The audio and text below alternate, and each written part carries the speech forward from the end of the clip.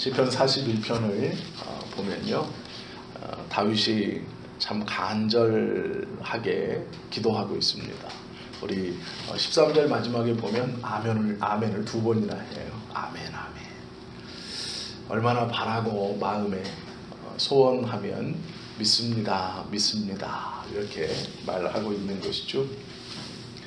오늘 41편 말씀을 우리가 함께 나누면서요, 먼저 우리 마음에 질문해보고 스스로 대답해 보아야 할 게 있습니다. 그게 무엇이냐면 하나님의 보상, 이것을 믿느냐, 나는 하나님께서 갚아주신다 라는 생각이 우리 안에 정말로 믿음으로 있는가, 이것을 한번 되물어 봐야 됩니다. 무엇이냐면, 하나님, 내가 이 땅에서 주님의 이름으로 하나님을 기쁘시게 하기 위해 행하는 것들을 하나님이 갚아주신다 라는 믿음이 내 안에 있는가, 그것이 정말로 믿음으로 내 안에 딱 자리 잡고 있는가, 그것을 우리가 한번 질문해 보아야 한다라는 것이죠. 선한 일을 행하면서 사랑을 베풀면서 그것을 하나님께서 기억해 주시고, 또 내가 선과 베푼 사랑을 하나님이 갚아주실 것이다라는 확신이 내 속에 있는가라는 것은 오늘 시편 41편을 보기 전에 매우 중요한 질문입니다. 왜 그러냐면요, 다윗은 지금 몸이 아프고 힘든 중에 있습니다. 외롭고 고달프고, 또 우리 본문에서 이제 한 절 한 절씩 보시겠지만 공궁함 중에 있습니다. 그런데 다윗이요, 이 시편 41편을 기록하면서 전제하고 있는 것, 그의 마음속에 놓치지 않고 딱 붙들고 있는 것이 뭐냐면, 하나님, 내가 행한 선을 하나님이 갚아주실 것이라는 믿음입니다 라는 것을 붙들고 기도하는 거예요. 즉, 다윗의 마음속에 무슨 마음이 딱 자리 잡고 있느냐, 내가 선을 행했으니 하나님이 갚아주실 것이다 라는 확신 가운데 오늘 41편을 노래하고 있는 것이죠. 당장은 상황이 개선되지 않고, 당장은 무엇인가 하나님께서 주시는 것이 없는 것처럼, 갚아주시는 것이 없는 것처럼 보일지 모릅니다. 그런데 다윗은 분명 갚아주실 것이다 라는 믿음으로 하나님께 기도하고 나아가고 있는 것이죠. 성경은 또한 하나님의 선한 심판이 악인에게는 멸망으로 있을 것이고, 눈물로 씨를 뿌리며 하나님의 뜻을 이루려고 노력하는 사람에게는 하나님께서 위로와 상급을 주신다라고 성경에 말씀하고 있어요. 씨를 뿌리는 것이 노래를 부르며 흥겹게 뿌리는 게 아니라 눈물로 울면서, 그만큼 하나님의 말씀을 지키고 그 말씀대로 순종하는 삶은 어렵다는 것이죠. 힘들다는 것이죠. 그러나 그렇게 심은 자는 하나님께서 꼭 갚아주실 것이다 라고 오늘 이 말씀을 통해 우리에게 가르쳐 주고 있습니다. 41편 1편은 이렇게 시작합니다. 1절에 보시면, 가난한 자를 보살피는 자에게 복이 있으며 재앙의 날에 여호와께서 그를 건지시리로다 라고 말하고 있어요. 세상은요, 적자생존의 법칙이 통하는 곳입니다. 약한 사람은 죽는 것이고 강한 사람은 사는 거예요. 약해 보이면 다른 사람이 나를 잡아먹으려고 덤비는 것이고, 강해 보이면 잡아먹히지 않기 위해 친해지거나 멀리 도망가는 것이, 적당히 거리를 두는 것이 세상입니다. 하나님은요, 그런 약자들을 위해서 베풀어라, 돌봐주어라 말씀하고 있지요. 가난한 자를 보살피는 자, 두 가지 뜻이 있습니다. 첫째는 우리가 생각하는 것처럼 말 그대로 물질적으로 가난한 겁니다. 즉, 처음에 12지파를 나누었을 때, 그 12지파의 가나안 땅을 처음 나누었을 때는 모든 사람이 다 땅을 가지고 있었어요. 레위 지파를 제외한 모든 지파들은 그 가족의 수대로 경작하여 충분히 먹고 남을 만큼의 땅을 다 소유하고 있었습니다. 그런데 전쟁을 통해서 남편이 죽고 자녀가 죽으면 그 땅의 소유권이 다른 이에게 넘어가기도 하고, 기근이 들었을 때 그 땅을 저당 잡혀 곡식을 꾸이고 그 땅을 50년 동안 되찾지 못하여 경작할 땅이 없이 그렇게 설상가상 남편이 일찍 죽거나 가정을 책임질 자녀가 너무 어리면 여인 혼자서 이삭을 주어가면서 남의 집 허드렛 일을 해가면서 먹여 살려야 되는 형편에 있었죠. 그들이 우리가 생각하는 것처럼 가난한 자입니다. 경제적으로 어려운 자죠. 그러나 성경에서는 이 가난한 자라고 할 때는 하나의 뜻이 더 있습니다. 그것이 무엇이냐면 하나님을 열망하는 거예요. 그의 이 경제적인 것에 많고 적음이 아니라 하나님을 열망하는 마음이 있는 자, 즉 육체적인 것으로 보여지는 것으로 이것을 쥐고 있고 저것을 가지고 있고 이것을 누리고 있는 그런 보이는 것에 많고 적음이 아니라 그 마음에 하나님의 은혜를 사모하는 마음으로 가득 차 있는 자, 즉 하나님을 잘 믿으려고 열심히 섬기려고 하는 자를 성경은 가난하다 이렇게 말해요. 그가 그 마음이 하나님의 은혜가 없어서 가난한 것이 아니라 은혜를 충분히 받고 있음에도 하나님의 은혜를 계속 겸손함으로 구하는 거예요. 즉 우리로 말하면 신앙이 좋은 사람이에요. 교회에서 보면 우리가 서로 귀하게 섬긴다는 것은 이런 의미입니다. 나는 돈이 있고 저는 돈이 없어요. 그래서 내가 저에게 무엇인가 하나 사주는 것 그럴 수 있죠. 그러나 나는 돈은 부족하지만 저는 돈이 많아요. 그런데 저도 하나님을 잘 섬기려고 해요. 기도하고 예배하고 주님을 사랑하고 주의 뜻대로 살아가려고 해요. 그런 사람에게 내가 돈이 많고 적음이 아니라 함께 사랑의 교제를 하면서 5,000원짜리 국밥을 하나 사주는 것도 그 사람을 섬기는 거예요. 그리고 그가 정말로 하나님의 은혜에 대해서 가난한 자라면 나보다 경제적으로 어려운 저가 나를 초대해서 국밥을 한 그릇 사주는 것을 감사함으로 기쁨으로 5만원짜리 30만원짜리를 얻어먹는 것보다 더 좋아한다는 거죠. 무슨 얘기인지 아시겠죠? 돈이 많아서 꼭 돈이 어려운 사람을 돕고 섬기는 것이 교회가 아닙니다. 하나님의 은혜를 갈망하는 사람에게는 돈의 많고 적음이 아닌 그 하나님의 은혜를 갈망하는 그 귀한 것을 보고 나의 입장에서가 아니라 하나님의 입장에서 그가 너무 귀한 거예요. 그에게 내가 해줄 수 있는 것을 해주고 싶은 마음이 있는 거예요. 그것은 돈에 대한 값어치가 아닙니다. 마음이에요. 그를 잘 섬기는 자를 하나님이 복 주신다라는 거예요. 이게 중요한 겁니다. 이게 왜 중요하냐? 믿음이 좋은 사람을 기도도 열심히 하고 예배도 잘 드리고 자신이 그 신앙 안에서 하나님의 은혜를 간절히 구하고 자신의 삶에서 하나님의 뜻대로 살고자 노력하는 그를 내가 나의 형편에서 그가 하나님께 가까이 나아가고 그 은혜를 구하는 것이 너무 아름답고 너무 귀한 거예요. 이것은 내 마음이 하나님의 긍휼이 있기 때문에 가능한 거예요. 그가 그렇게 보이는 것은 저가 하나님을 믿어서 경제적으로 복을 받고 건강하고 부럽다가 아니라 저의 그 마음이 그가 부자이건 가난하건 나보다 나이가 많건 적건 다 떠나서 하나님께서 저를 기뻐 보시고 저의 그 믿음이 하나님 보시기에 너무도 귀하다. 그러면 내가 하나님을 믿는 자로 내가 무언가 해주고 싶은 거예요.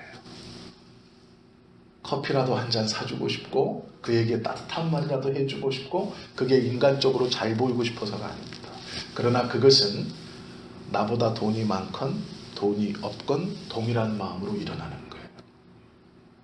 그것이 귀해 보이고 그 열심히 하나님 앞에서 귀하고 복된 것인 줄 알기에 그에게 하나님의 마음을 가지고 섬기는 것, 자신이 할 수 있는 것에서 작은 것들을 섬기는 것, 그런 사람을 왜 섬기냐면 정말로 죄송한 얘기지만 제가 우리 중고등부 아이들에게 신발을 줘요. 왜 주는 줄 아세요? 성경은요, 그렇게 섬기면 이 땅에서 복을 받는다라고 약속하고 있어요. 이 땅에서 눈에 보이는 복을 받는 방법은 두 가지밖에 없습니다. 하나는 부모를 공경하는 것이고, 또 하나는 그 가난한 자를 섬기는 것밖에 없어요. 그것은 이 땅에서 눈에 보이게 복 주신다는 약속의 말씀이에요. 그렇게 섬기는 자는 이 땅에서 부모를 섬기면 장수하고 건강하게 잘 살 거라는 말씀이지만, 그 심령이 가난한 사람, 그 믿음을 보고 귀히 여기는 하나님의 마음을 품고 있는 그를 하나님의 마음으로 섬기는 사람은 이 땅에서 눈에 보이는 복을 주시겠다라는 약속의 말씀이 성경의 가르침입니다. 놀라운 것을 지금 말씀드리고 있는 거예요. 오늘 다윗도요, 분명히 그 이야기를 하고 있어요. 하나님, 내가 가난한 자를 섬기지 않습니까? 섬겼지 않습니까? 그들을 업신여기지 않았습니다. 그러기에 지금 내가 아픈데 이 병을 고쳐주십시오 라고 기도하고 있다라는 것이죠. 하나님은 그 하나님의 마음을 가지고 섬기는 그 섬김을 이 땅에서 눈에 보이는 것으로 갚아주시겠다 말씀하시는 분이세요. 이 믿음의 놀라운 비밀을 제가 한 10년 뒤에 말씀드려야 되는데, 그러면 우리 권사님들이 나이가 너무 많이 들어 일찍 말씀드리는 겁니다. 그래서 성도의 교제가 중요한 겁니다. 우리가 함께 믿는 성도가요, 서로가 서로를 위해주고 교제하고 서로를 위해 기도해주고 서로를 용서하고 용납함은 내 안에 하나님의 마음이 있어. 그렇게 하는 자에게 하나님은 네가 이 땅에 육신의 생명이 붙어있는 동안 나의 복을 눈으로 보여주겠다라는 약속의 말씀 때문이에요. 물론 내가 그 복을 받아야지, 그래서 내가 해야지, 이렇게 하시면 안 돼요. 그건 앞뒤가 바뀐 거죠. 저는 이거를 알기에 지금 이렇게 엿보고 있지만 저처럼 되시면 안 돼요. 저처럼 하지 마시고 순수한 마음에서 기도하시고 성령님이 인도해 주시는 그 마음, 그 귀한 그 마음 그대로 하시는 겁니다. 이것이요, 우리가 그렇게 좋아하는 복을 받는 비결이에요. 다른 것이 아닙니다. 교회 헌금을 많이 하는 것도요, 이것보다는 하나님의 복을 더 못 받아요. 예배에 열심히 참석하지 말라는 얘기 아닙니다. 기도도 많이 하셔야 되고 예배도 즐거워하셔야 돼요. 그건 기본이에요. 근데 하나님께서 우리에게 성경 가운데 약속해 놓으신 이 놀라운 복을 받는 비결은 그 가난한 자를 하나님의 마음으로 섬기는 사람이에요. 2절 3절 보시겠습니다. 2절 3절에 보면 여호와께서 그를 지키사 살게 하시리니 그가 이 세상에서 복을 받을 것이라. 주여 그를 그 원수들의 뜻에 맡기지 마소서. 여기서 말하는 그가 누군가요? 가난한 자를 섬긴 사람이에요. 그 사람은 이 땅에 살 동안 복을 받고 병마에서 고쳐주고 원수에게서 자유롭게 해주십시오 라는 거죠. 3절 여호와께서 그를 병상에서 붙드시고 그가 누워있을 때마다 그의 병을 고쳐주시나이다. 그가 누워있을 때마다 고쳐주실 것입니다. 이게 하나님께서 우리가 그렇게 좋아하는 이 땅에서의 복을 받는 비결입니다. 이것을 좀 꼭 기억하십시오. 그리고 그 마음을 달라고 외식적인 섬김이 아니라 내 마음에 진정 하나님의 마음이 있어 그렇게 귀한 섬김을 하는 사람을 나 또한 하나님의 마음으로 귀하게 보고 그에게 내가 할 수 있는 것에서 작은 것이라도 섬기면서 그 복을 받아들일 수 있는 믿음이 또 행위가 우리 안에 있어야 한다라는 것이죠. 시인은요, 이 다윗은 하나님께 그렇게 고백하는 거예요. 가난한 자를 도와줬던 여기서 그는 누굴까요? 자기예요. 하나님, 내가 그렇게 도왔습니다. 다윗은요, 나단이라는 선지자가 왔어요. 우리가 나단이라는 선지자를 대단한 선지자처럼 보지만 나단은요, 원래는 왕궁에 출입할 수 없는 선지자예요. 무명입니다. 나단 선지자는 우리로 말하면 이거예요. 청와대에 갔는데 재가 들어가는 거예요. 입구에서 차단당해도 할 말이 없어요. 나 대통령 만나러 왔어요. 너 뭔데? 아, 나 저 은평구에 있는 저기 그 교회 은행교회 목사입니다. 그러면 청와대에서 그러죠. 약속하셨어요? 아니요. 그럼 아세요? 나는 알지만 저 사람은 나는 모를 겁니다. 그럼 못 들어가는 거예요. 나다는 들어와요. 왜 들어올까요? 그가 선지자라는 이유 하나 때문이에요. 다른 게 없어요. 성경에서 보면요, 나다는 무명한 선지자예요. 유명한 사람 아니에요. 선지자도요, 급이 있습니다. 이스라엘에 보면 선지자도 급이 있어요. 이게 참 이런 말씀 드리면 안 되지만, 예레미야처럼 엘리야나 이사야나 엘리사처럼 분단된 남과 북이스라엘 남유다를 나라 상관없이 국경을 막 넘어다니면서 사역하는 선지자들이 있어요. 그런데 또 어떤 선지자는 특정 지역, 동네에 딱 박혀서 거기서만 선지자 생활을 하는 사람도 있어요. 나다는요, 아주 작은 변두리 지역에 박혀있는 선지자예요. 그가 사무엘처럼 이스라엘 전 지역을 막 왔다 갔다 하면서 하나님의 말씀을 전하고 국가의 전쟁이나 대소사가 있을 때 초청해서 제사를 집도하게 하는 그러한 국가주도 선지자가 아니에요. 나다는 그냥 한 동네에, 작은 동네에 이름 없는 무명의 선지자입니다. 그런데 그가 다윗에게 찾아와요. 다윗에게도요, 수많은 선지자들이 있었을 거예요. 다윗이 제사장들을 대접해 주는 것 우리가 다 알죠. 성전을 그렇게 귀하게 여겼던 다윗이 제사장들을 무시했을까요? 아니요. 레위인들을 무시했을까요? 아니에요. 그는 모든 선지자들을 잘 대접했을 거예요. 그리고 특별히 이렇게 이름 없는 나단 선지자가 왔을 때에도 그를 박해하지 않습니다. 그가 와서 자신에게 듣기 좋은 말을 안 해요. 듣기 싫은 말을 합니다. 공개적으로 죄를 지적해요. 그런데도 다윗은 그 말을 듣고 하나님의 음성으로 듣고 죄를 뒤집어 쓰고 굵은 삼배옷을 입고 회개하기 시작합니다. 왜 그럴까요? 다윗이 비록 범죄했지만 그의 마음에 하나님의 긍휼과 하나님의 사랑이 있는 거예요. 저는 지금 내게 듣기 싫은 말을 하지만 저의 말은 하나님의 말이에요. 그 존중함이 다윗에게 있었어요. 그러기에 다윗은 말할 수 있는 거예요. 하나님 앞에. 하나님, 내가 가난한 자를 무시하지 않았습니다. 잘 섬겼습니다. 약자들을 외면하지 않았습니다. 그런 나에게 복을 주십시오. 하나님 약속처럼 살아있을 때 복을 주시고 원수들에게서도 수치를 당하지 않게 해 주실 것을 믿고 또한 내가 병들었을 때마다 침상에서 일으키실 것을 나는 믿습니다. 왜요? 내 마음에 하나님의 마음이 있기 때문이죠. 나는 또한 그 하나님의 마음과 그 음성에 순종했기 때문이죠. 그래서 이렇게 담대하게 기도할 수 있는 겁니다. 이것이 다윗이 가지고 있는 믿음입니다. 또한 우리가 가져야 되는 믿음이죠. 오늘 시편 41편을 우리가 한 절 한 절씩 보면서 조금 더 이제 알아갈게요. 4절 말씀 보십시오. 내가 말하기를 여호와여 내게 은혜를 베푸소서 내가 주께 범죄하였사오니 나를 고치소서 하였나이다. 하나님 은혜 주십시오. 내가 죄를 범했습니다. 죄를 인정해요. 그걸 외면하지 않습니다. 하나님께 인정하지만 또 고치는 것도 하나님이라고 말씀하고 있어요.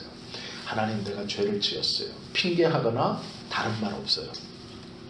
이게 중요한 겁니다. 죄를 고백할 때는 핑계가 없어요. 믿는 사람은요, 핑계가 없어요. 하나님, 내가 이렇기 때문에 이렇게 했어요. 죄송은 한대요. 제가 잘못했습니다. 그런데 하나님, 이렇게 우리도요, 애가 찾아와서 너 잘못했어, 잘했어 그러는데 잘못했어요 하고 뒤에 토다니까 자꾸 말이 길어지고 잔소리가 길어지는 거예요. 저희도 그러잖아요. 우리도. 하나님 앞에 진정으로 죄를 회개하는 것은요, 토다는 게 없어요. 하나님, 제가 죄를 범했습니다. 용서해 주십시오. 그거면 돼요. 이렇기 때문에 죄를 질 수밖에 없었고, 하나님, 내가 죄송하긴 한데 나의 상황과 형편을 주님이 아시오니, 그거는 여기 어디야, 여기 북한산 가셔가지고 이렇게 하실 때 하시는 거예요. 이렇게 하실 때. 이렇게 하실 때 하시는 거예요. 그거는 이 핑계 저 핑계는 그분한테 이렇게 빌 때, 여잔지 남잔지 모르겠지만 하여간 그분한테 빌 때는 내 상황과 형편이 이래서 내가 치성이 부족했었는데 이제 앞으로는 치성을 더 잘, 이거는 그때 하는 거예요. 하나님한테는 소용없습니다. 하나님한테는요, 핑계와 변명을 안 하셔도 돼요. 다윗처럼 깔끔하게 하세요. 그냥 인정하세요. 그리고 회복시켜 주십시오 하세요. 그것이 하나님 원하시는 거예요. 왜요? 주기도문에서 배우셨죠? 주기도문을 가르쳐 주실 때 그 전에 예수님께서 제자들에게 뭐라 그러시냐면, 너희가 기도하기 전에 너희에 있을 것을 미리 아시는 우리의 아버지라고 말씀하세요. 우리가 하나님께 회개하기 전에요, 그 죄로 말미암아 받은 괴로움과 회개의 자리로 나와서 내 입술로 하나님 나는 죄인입니다라고 고백할 때의 그 모든 과정을 우리 하나님은 이미 아세요. 그리고 우리가 그것을 고백하는 그 순간 그 죄의 무게에 대해서 진심으로 회개하고 통렬히 자복한다면 하나님은 이미 용서를 선포해 주시고 사죄를 선포해 주시는 분이십니다. 그것이 믿음이에요. 다윗은 그것을 이야기하고 고백하고 있죠. 그리고 또한 악인들에 대해서도 말하죠. 5절부터 나의 원수가 내게 대하여 악담하기를 그가 어느 때에나 죽고 그의 이름이 언제나 없어질까 하며, 얘가 언제 죽을까? 얘는 이제 죽을 거냐 라고 말한다는 거예요. 나를 보러 왔어요. 거짓을 말해요. 대놓고 아우 괜찮아질 거야, 너 회복될 거야, 너는 좋은 사람이잖아 라고 앞에서 칭찬해요. 그리고 나갔는데 나가서는 뭐라 그래요? 그의 중심에 악을 쌓았다가 나가서는 이를 널리 선포하오며 나를 미워하는 자가 다 하나같이 내게 대하여 수군거리고 나를 헤아리고 꾀하며 이르기를 악한 병이 그에게 들었으니 이제 그가 눕고 다시 일어나지 못하리라 하오며, 내가 신뢰하여 내 떡을 나눠 먹던 나의 가까운 친구도 나를 대적하여 그의 발꿈치를 들었나이다. 발꿈치를 들었다는 말이 뭘까요? 침상에 누워있는데 발로 밟으려고 들었다는 얘기예요. 이해가 되시죠? 그걸 침상에 누워서 보고 있는 거예요. 발 뒤꿈치가 여기 와요. 그 정도로 처참하고 비참하다는 얘기예요. 다윗은요, 그 와중에서도 그 정도의 상황에서도 하나님을 붙듭니다. 한 가지 자기가 붙들고 있는 게 있어요. 그게 뭘까요? 1절에서 고백했던 가난한 자를 내가 멸시하거나 무시하지 않았다는 거예요. 내가 주님의 심장을 품고 주님의 마음을 품고 육신적으로 가난한 자, 물질적으로 가난한 자도 내가 무시하지 않았고, 하나님을 그렇게 섬기려고 하는 심령이 가난한 자도 무시하지 않았다는 거예요. 그러니 하나님, 이 모든 어려움과 고통과 아픔과 이 말도 안 되는 상황에서 나를 건져 주실 줄 믿습니다라는 거예요. 나는 그렇게 살았으니까요. 하나님 뜻에 순종하며 살았으니까요. 내가 그렇게 살았으니 하나님 책임져 주십시오라는 이 교만하리만큼 당당함이 그에게 있는 거예요. 모르는 사람은 이것을 교만이라고 말하죠. 그러나 믿음과 교만을 헷갈리시면 안 돼요. 다윗은 이 믿음을요, 외적으로 자랑한 적이 없어요. 다윗은 이 믿음을 자신과 하나님 단 둘이 있을 때만 고백합니다. 이것을 글로 남겼으니까 우리가 다윗이 지금 이 상태라는 걸 아는 거예요. 다윗의 믿음이 어떻다는 것. 다윗은 이것을요, 공개적으로 자랑하지 않아요. 하나님과 나의 관계가 이렇고 내가 이렇게 살았으니 니네가 뭔 짓을 해봐라. 내가 하나님께 복을 받아서 끄떡도 안 할 거다. 이렇게 말하지 않아요. 다윗이 자신의 신앙을 고백하고 이 당당함을 보일 때는요, 하나님과 단둘이 기도할 때뿐이에요. 그분과 내가 기도할 때 하나님 앞에서 하나님, 내가 하나님의 뜻을 위해서 이렇게 살지 않았습니까? 하나님 나를 도와주시고 고쳐주십시오 라고 하나님께만 얘기하는 거예요. 다른 누구에게 내가 이 정도 했으니까 네가 무슨 짓을 해도 원수들이 아무리 이겨싸도 나는 멀쩡할 거야, 나는 까딱 없을 거야, 아니요, 그렇게 얘기하지 않아요. 공개적으로 그렇게 말할 수 있는 사람은 아무도 없어요. 한국교회에서 내노라 하는 목사님들이 다 넘어지고 있습니다. 내노라 하는 교회들이 다 쓰러지고 있어요. 왜 그럴까요? 공개적으로 말을 하고 다니는 것을 즐겨했기 때문이에요. 공개적으로 자신의 신앙이 아무 문제 없다고, 나는 하나님께 쓰임 받는다고, 내 말만 잘 들으면 된다고 공개적으로 자만했기 때문이에요.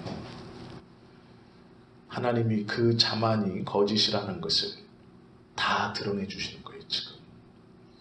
그래서 넘어가고 있는 겁니다. 하나님 앞에 겸손하지 않으면 하나님 앞에 겸손은요, 단둘이 있을 때 겸손하라는 말이 아니에요. 오해하지 마십시오. 하나님 앞에 겸손은 다른 사람과 있을 때 겸손하라는 거예요.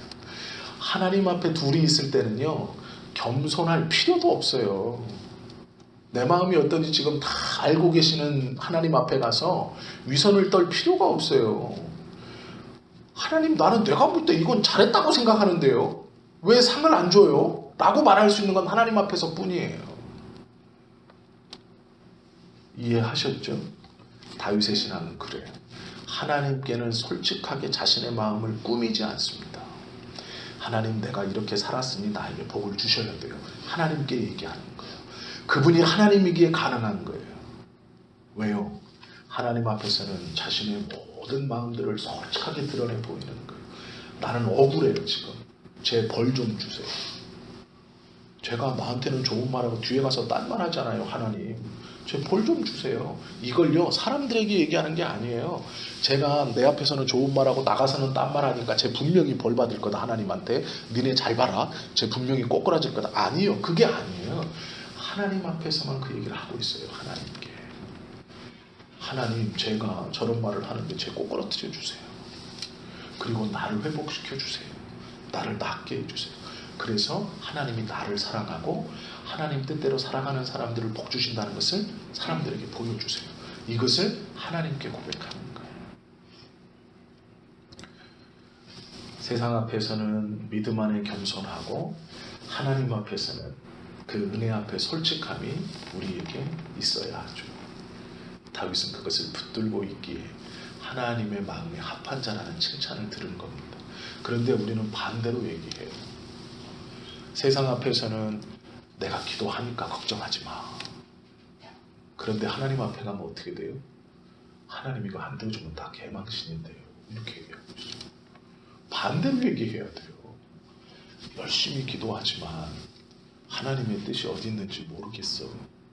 그러나 하나님 앞에 가서는 하나님이 기도하라고 하셨으니까 제가 전심으로 기도합니다. 하나님 꼭 들어주세요. 그래서 저 영혼도 살려주시고 하나님이 기도에 응답해 주신다는 것도 나로 하여금 보게 해주세요 라고 기도하는 건 맞는 거예요. 이걸 우리는 반대로 얘기하고 있습니다. 우리의 믿음이 하나님 앞에서 인정받는 믿음이 되는가 그렇지 못한가는요, 우리의 기도가 어떤가 어떠하지 아니한가를 보면 알 수 있어요. 하나님 앞에 기도하실 때 꾸밀 필요 없습니다. 마음에 원하시는 것, 소원하시는 것 그대로 기도하십시오. 예수님 앞에 나와서 병든 자신의 딸을 고쳐달라고 했던 여인이요, 예수님께서 그 딸의 병을 고쳐주실 때 그 여인이 그 앞에 한마디가 있어요.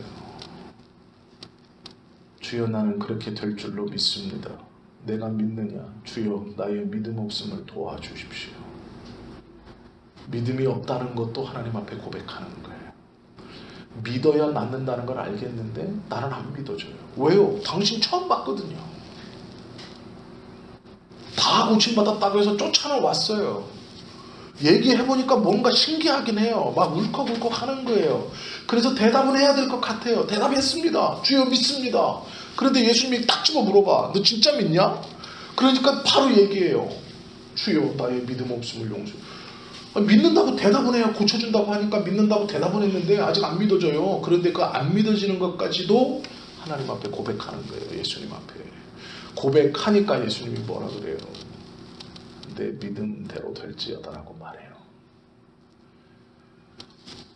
우리가 기도하면서요, 하나님 앞에는 마음을 속이시지 않으셔도 돼요.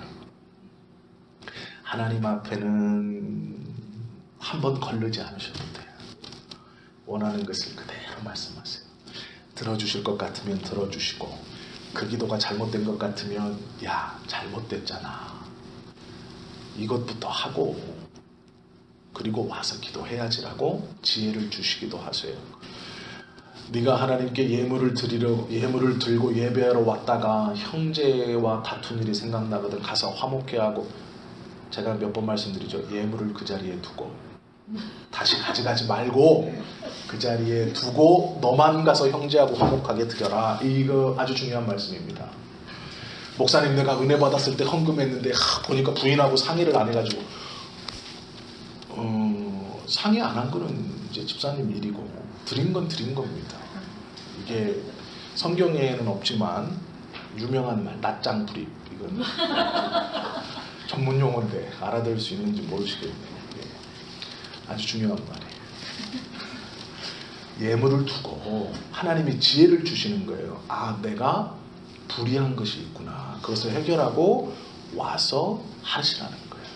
기도할 때요, 우리가 우리의 마음을 그대로 하나님께 원하는 것을 하나님께 고백하면 하나님이 들으시기에 그것이 들어주실 만하면 들어주세요. 들어주시는 이유는 딱 두 가지밖에 없어요. 하나님을 기쁘시게 하는 것과 하나님의 영광을 위해서예요. 우리가 무엇인가 원한다면요, 하나님 나의 삶을 주님께 드립니다 고백이 같이 있어야 돼요. 하나님 나를 사용해 주십시오라는 고백이 같이 있어야 돼요. 그래야 그 뒤에 기도가 따라와요. 다윗의 기도에 패턴이 있습니다. 그게 뭐냐면요, 다윗은 먼저 자신이 잘한 일을 하나님 앞에 툭 던져요. 그리고 하나님께 잘했죠. 그러니까 보상을 주셔야 돼요. 그런데 내가 지금 생활이 어렵네요, 회복시켜 주세요. 그렇게 얘기하고 뒤에는 뭐라 그러냐면 항상 그래요. 나를 사용해 주십시오라고 그래요. 나를 사용해서 저들로 하나님의 살아계심을 증거케 해 주십시오. 나를 사용해서 하나님이 믿는 사람을 붙들고 있다는 것을 저들로 보여주십시오. 나를 사용해서 하나님께 기도하는 자는 망하지 않는다는 것을 저들로 보게 해 주십시오. 나를 사용해 달라는 거예요.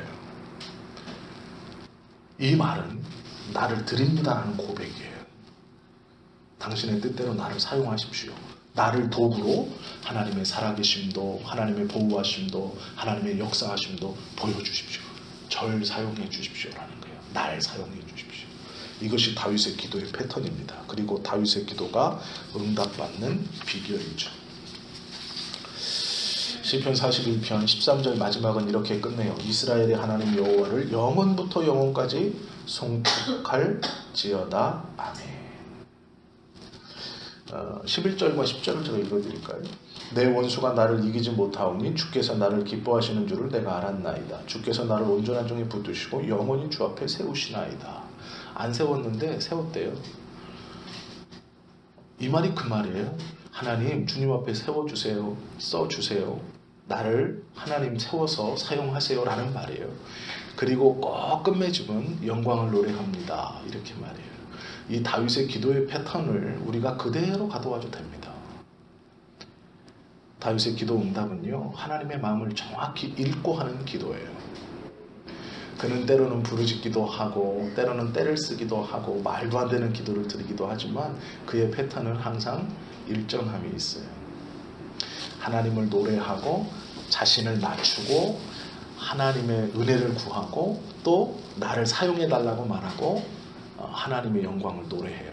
즉 처음과 끝은 하나님을 노래하고 가운데는 자신을 낮추고 자신의 소원을 아뢰고 나를 사용하십시오. 이렇게 끝나는 거예요. 이것이 다윗의 기도의 패턴입니다. 저와 여러분의 기도의 패턴도 동일하면 되는 거예요. 하나님을 높이고 처음과 마지막은 우리가 겸손히 하나님의 은혜가 아니고서는 살아갈 수 없음을 고백하고 나의 원하는 것을 그대로 하나님께 아뢰고 또 나를 사용해 주십시오. 나를 붙들어 주십시오. 나를 하나님 앞에 세워 주십시오. 고백하고 하나님의 영광을 노래하고 끝마치면 됩니다. 이것이 다윗의 기도의 패턴입니다. 저와 여러분의 기도의 패턴도 이러면 되는 것이죠. 잠언 21장 13절 말씀 하나 더 드릴까요? 이 말씀은요, 이 시편 41편을 시작했을 때 하나님의 보상, 하나님의 상주심을 믿느냐라는 그 말의 대답입니다. 귀를 막고 가난한 자가 부르짖는 소리를 듣지 아니하면 자기가 부르짖을 때에도 들을 자가 없으리라 라는 것이 하나님의 말씀이에요. 하나님의 보상. 우리가 하나님의 뜻대로 선을 행할 때 어려움과 힘듦이 있을지 모릅니다. 우리를 낙심하게 하는 일이 분명히 있습니다. 나의 선을 악으로 갚는 사람들은 있어요. 그러나 그 선을 행함에 낙심하지 말고 계속해서 하라 하시는 것이 하나님의 말씀이에요. 왜 그 말씀을 해야 되느냐? 그것이 하나님의 뜻이고 그것을 행하는 자는 분명 이 땅에서 하나님께서 주시는 놀라운 은혜의 보상을 받는다라는 것이 성경의 가르침이죠. 그 은혜를 나에게 주실 것이다 라고 믿는 것이 믿음입니다. 믿음의 여러 가지 얼굴 중 한 단면의 모습이죠. 바라기는 주님 앞에서 늘 정결하고 선한 마음을 가지고 살아가실 수 있기를 바랍니다.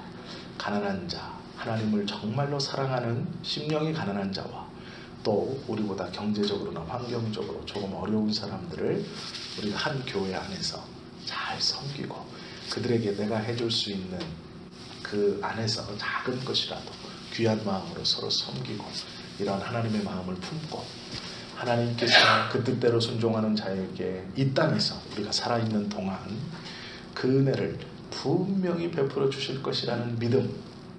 우리 하나님은요 천대까지 은혜를 베푼다고 말씀하셨어요. 다윗과 솔로몬의 이야기를 보면 솔로몬의 이야기에서 항상 등장하는 말이 있어요. 내가 너의 아비 다윗을 보아라는 말씀이에요. 솔로몬은 죄악 가운데 나아갔어도 하나님은요 내가 너의 아비 다윗을 보아 이 땅에 있지도 않은 내가 너의 아비 다윗과 약속한 것 때문에 내가 너의 아비 다윗의 은혜를 쫓아 이렇게 말씀하세요. 우리가 하나님의 마음을 가지고 선을 행하면 그 은혜가 우리와 우리 자녀들에게도 분명 베풀어 주실 거예요. 이것이 하나님의 보상입니다. 다윗은 오늘 41편에서 그것을 붙들면서 기도하고 있는 거예요. 저와 여러분들도 그러한 기도, 그러한 믿음, 또 이 다윗처럼 담대한 기도의 담력을 얻으셔서 다윗이 하나님께 직설적으로 기도한 것처럼 저와 여러분들도 그렇게 기도하며 응답받는 은혜의 삶을 사실 수 있기를 예수님의 이름으로 축원합니다. 기도하시겠습니다.